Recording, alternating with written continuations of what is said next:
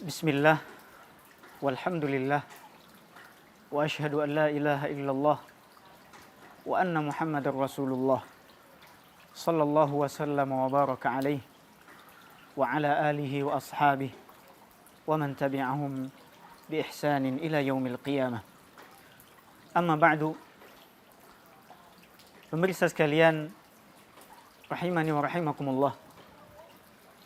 Alhamdulillah, kita selalu bersyukur kepada Allah Subhanahu wa taala sebab Allah masih memberikan kesempatan dengan perputaran zaman yang begitu cepat kita masih bisa merasakan kesempatan, merasakan hari yang saat ini kita lalui. Dan ini adalah sunnatullah, karena Allah Subhanahu wa taala menghendaki bahwa waktu ini selalu berputar, dan itu terjadi sejak Allah Subhanahu wa taala menciptakan langit dan bumi. Pemirsa sekalian, Allah Subhanahu wa taala berfirman, "Wallahu yakhluqu ma yasha'u wa yakhtar." Atau firman Allah Subhanahu wa taala, "Wa rabbuka yakhluqu ma yasha'u wa yakhtar." Dan Rabb kamu adalah yang telah menciptakan apa yang Ia kehendaki dan memilih dari ciptaan-ciptaan tersebut.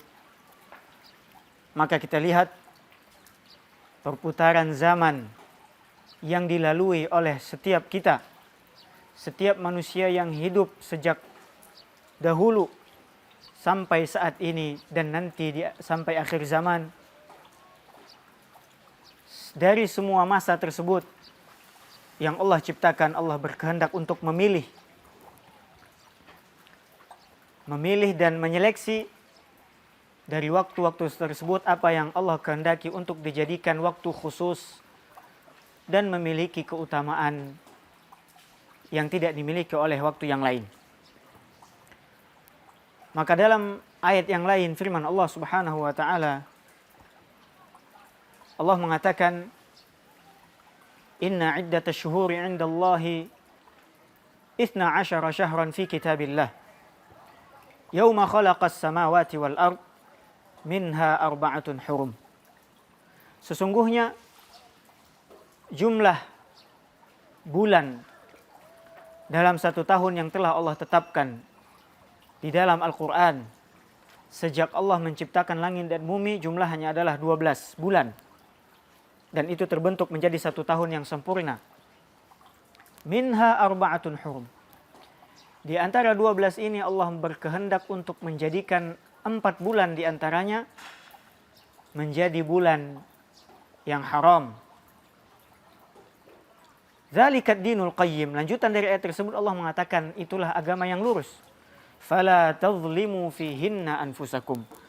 Maka Allah berwasiat dan mengatakan, janganlah kalian menzalimi diri kalian di dalam bulan-bulan tersebut, yakni 4 bulan yang Allah sebutkan tadi di ayat ini. Kemudian dalam hadis Nabi SAW kemudian dirincikan dan dijelaskan apakah 4 bulan tersebut. Maka dalam hadis di dalam Sahih Bukhari dan Muslim, Nabi SAW bersabda, "As-sanatu 12 syahra." Satu tahun itu ada 12 bulan. Thalathun mutawaliyat, ada 3 yang disebutkan secara berurut, yaitu Dzulqa'dah, Dzulhijjah dan Muharram. Dan satu lagi disebutkan menyendiri, tidak diurutkan dengan yang 3 tadi, yaitu bulan Rajab. Kata Nabi SAW, "Wa Rajabu Mudhar allati baina Jumada wa Sya'ban." Dan yang ketiga atau yang keempat adalah bulan Rajab Mudhar yang posisinya berada antara bulan Jumada atau tepatnya Jumada al-akhirah dan di antara bulan Sya'ban. Pemirsa sekalian, adapun kita saat ini, sebagaimana tahun-tahun sebelumnya, kita pun sudah masuk ke dalam bulan Rajab. Bulan Rajab yang disebutkan tadi dalam hadis termasuk 4 bulan yang haram yang disebutkan di dalam Al-Quran oleh Allah Subhanahu wa Ta'ala, dan juga disebutkan oleh Nabi SAW secara rinci dalam hadis yang kita sebutkan tadi. Maka lihatlah kembali kepada ayat. Allah Subhanahu wa Ta'ala mengatakan, "Fala tazlimu fihinna anfusakum." Jangan kalian zalimi diri kalian. Artinya, tidak boleh seorang muslim yang mengambil hukum Al-Quran ini dan juga sabda Nabi SAW menzalimi dirinya dengan melakukan perbuatan-perbuatan yang dilarang oleh Allah Subhanahu wa Ta'ala. Apalagi larangan itu jelas disebutkan. Larangan itu jelas disebutkan oleh Nabi SAW dan juga sebelumnya di dalam Al-Quran yang disebutkan dan jelaskan oleh Allah Subhanahu wa Ta'ala. Maka dalam hal ini kita mesti berhati-hati. Sebab yang namanya ibadah, sebab yang namanya amal saleh harus kita tahu dan kita pelajari bahwa dasarnya harus jelas dari Al-Quran. Itu adalah perintah Allah, dan juga harus jelas dari tuntunan Nabi yang mulia dan perintah dari Nabi Sallallahu Alaihi Wasallam. Maka dalam hal ini, meskipun Rajab adalah bulan yang diharamkan dan dimuliakan, kita juga mesti mengetahui apakah benar bahwa Rajab walaupun dikhususkan menjadi bulan haram, ada amalan-amalan atau keutamaan khusus di dalamnya. Maka hal ini mesti kita pelajari lagi, mesti kita kembali lagi kepada dasar-dasar yang benar. Apabila itu ada, maka mari kita ikuti. Namun apabila tidak ada, maka dengan lapang dada dan menerimanya dengan keimanan dan kecintaan kepada Nabi SAW harus kita taati. Harus kita ikuti bagaimana anjuran dari Nabi SAW. Pada kesempatan kali ini kita ingin sampaikan secara ringkas bahwa tidak ada satupun, dan ini kesepakatan sebagian ulama, bahkan kesepakatan para ahli hadis, tidak ada satupun hadis sahih, apalagi hadis hasan, ya, apalagi hadis dhaif yang berkaitan dengan bulan Rajab. Semua yang beredar, semua yang tertulis tentang hadis-hadis yang berkaitan dengan bulan Rajab, keutamaannya ataupun amalan-amalan yang dianjurkan di dalamnya, lebih banyak kepada hadis-hadis yang tidak ada asal-usulnya dari Nabi SAW, atau disebut di dalam ilmu hadis disebut dengan hadis maudhu'.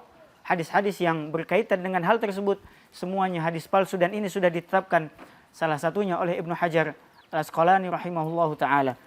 Dan sebelumnya banyak para ulama, ahli hadis dan salaf yang memastikan dan mengatakan dengan kuat dan pasti bahwa tidak ada satupun hadis yang disandarkan dengan benar kepada Nabi SAW, juga termasuk kepada para sahabat radhiyallahu anhum tentang keutamaan dan amalan di bulan Rajab. Perhatikan dalam kesempatan yang singkat ini, di antara amalan tersebut adalah dalam hal sholat. Dinukilkan bahwa dianjurkan untuk melaksanakan sholat yang disebut dengan sholat raghaib. Dan ini kita harus mengetahui, pemirsa sekalian, sholat ini dengan sifat yang sangat aneh, dengan memulainya dengan salawat kepada Nabi, kemudian dalam setiap rakaat diharuskan membaca Al-Fatihah, kemudian membaca surat Al-Kafirun sebanyak lebih dari 7 kali kalau tidak salah. Kemudian juga setelah itu membaca surat Al-Ikhlas, Qul huwallahu ahad. Demikian seterusnya, setiap rakaat harus membaca surat tersebut. Kemudian dianjurkan setelahnya membaca selawat lagi kepada Nabi dan berdoa dengan doa yang disebutkan dalam hadis tadi. Hadis ini disepakati oleh para ahli hadis adalah hadis yang palsu dan dibuat-buat oleh seorang yang disebut namanya Ibnu Juhaim atau Ibnu Jahdam, yang hidup 400 tahun setelah Nabi SAW meninggal. Maka perhatikan, kalau kita kembali lagi kepada dasar yang benar, mengamalkan amalan seperti ini pastinya tidak dibolehkan. Menukilkan, membuat hadisnya, tentu mendapati ancaman dosa yang disebut atau disabdakan oleh Nabi SAW dalam hadis yang sahih, "Man kadzaba alayya muta'ammidan falyatabawwa maq'adahu minan nar. Siapa yang berbohong atas namaku dengan sengaja, maka silahkan ambil tempatnya di dalam neraka. Ini adalah ancaman yang sangat berat. Wal'iyadzubillah. Tentunya yang menukilkan juga demikian. Akan masuk ke dalamnya meskipun tidak mendapati ancaman yang berat seperti yang disebutkan dalam hadis tadi. Apalagi yang mengamalkannya, maka tentu bagi mereka, siapa saja yang sudah terlanjur dan tidak mengetahuinya, kalau sudah mengetahui dan sudah bertanya dengan jelas kepada mereka yang mengetahuinya, para masyayikh, para ahli ilmu, para ulama, para asatidah yang terkenal dengan ilmu hadisnya misalnya, maka mestinya dia harus memahami dan menerima dan menjauhkan amalan-amalan tersebut. Kemudian amalan yang lain adalah berpuasa. Seperti yang kita sampaikan bahwa tidak ada satupun hadis sahih yang dinisbatkan kepada Nabi SAW menganjurkan puasa khusus di bulan Rajab. Semua hadis yang berkaitan dengan hal itu semuanya adalah hadis palsu. Maka puasa di bulan Rajab diperbolehkan seperti bulan-bulan biasa.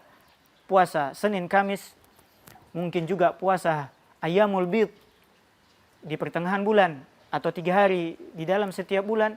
Mungkin juga puasa Nabi Daud, sehari berpuasa, sehari tidak, dan seterusnya. Ini dibolehkan dan tidak dikhususkan pada bulan Rajab. Kemudian amalan yang lain adalah menyembelih hewan. Hewan apapun, baik itu unta, sapi, ataupun kambing, ini juga tidak dibolehkan atau tidak ada kekhususan di dalamnya, harus dilakukan pada bulan Rajab. Sebab Nabi SAW juga bersabda dalam hadis yang sahih, la fara'a wa la atirah. Tidak ada yang namanya fara'. Fara' artinya adalah menyembelih hewan kurban yang dilakukan oleh orang-orang jahiliyah, dipersembahkan kepada patung-patung mereka. Wala atirah, dan juga tidak ada yang namanya atirah yang dikerjakan hal tersebut pada atau dikhususkan pada bulan Rajab. Ini adalah amalan ahli jahiliyah, orang-orang jahiliyah sebelum zaman Islam, sebelum Nabi SAW diutus. Maka seseorang yang melakukan ini, selain dia dilarang oleh Nabi SAW, maka dia sudah tasyabbuh dengan orang-orang jahiliyah. Dan kita tahu hadis Nabi SAW, man tasyabbaha biqaumin fahuwa minhum, siapa yang menyamakan diri dengan suatu kaum, maka dia tidak berbeda atau maka dia akan ikut kepada kaum tersebut. Kemudian amalan yang lain, yaitu umrah yang dikhususkan pada bulan Rajab. Meyakini bahwa ada kekhususan ini juga tidak ada sandarannya, tidak ada asal-usulnya dari Nabi SAW.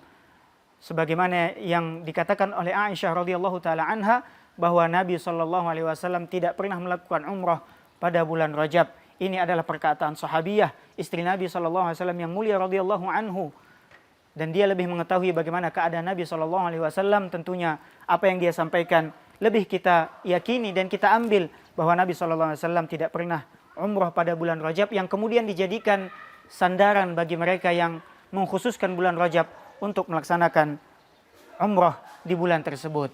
Dan masih banyak contoh yang lain yang mestinya bagi kita yang masih awam, yang tidak mengetahui ilmunya, hendaknya dan mewajibkan atau melazimkan dirinya untuk bertanya kepada orang yang lebih tahu, sehingga tidak jatuh kepada hal-hal yang justru menjadi larangan di dalam agama yang disebutkan oleh Allah Subhanahu wa taala tadi, fala tazlimu fihinna anfusakum. Kita ingin memuliakan bulan Rajab, tapi justru karena tidak tahu tentang hukum tersebut, kita jatuh kepada kezaliman kepada diri kita. Kezaliman tersebut bukan hanya menyakiti orang lain, tapi juga menyakiti diri kita dengan melakukan hal-hal maksiat atau hal-hal yang keluar atau sifat berlebihan yang tidak ada dasarnya dari Islam, yang tidak ada dasarnya dari syariat ini, dari syariat Muhammad Rasulullah sallallahu alaihi wasallam. Dan kita tahu hadis sabda Nabi sallallahu alaihi wasallam, man amila amalan laisa alaihi amruna fahuwa rad. Siapa yang melakukan suatu amalan tidak ada sandarannya dari perkara yang kami sampaikan, maka amalan tersebut akan ditertolak, artinya tidak akan diterima oleh Allah Subhanahu wa taala. Semoga penyampaian ini yang singkat bisa menjadi perhatian untuk kita dan juga bisa menjadi peringatan untuk kita semua, sehingga kita tidak terjatuh ke dalam ayat yang disebutkan tadi, fala tazlimu fihinna anfusakum, dan sehingga kita juga bisa mengikuti sunnah Nabi SAW dengan benar, sesuai dengan apa yang diturunkan oleh Allah Subhanahu wa taala dan dituntun oleh nabinya yang mulia sallallahu alaihi wasallam. Demikian, wallahu a'lam, wa sallallahu wasallam wa baraka ala abdihi wa rasulihi nabiyina Muhammad wa ala alihi wa ashabihi ajma'in, wa akhiru da'wana anil hamdulillahi rabbil alamin.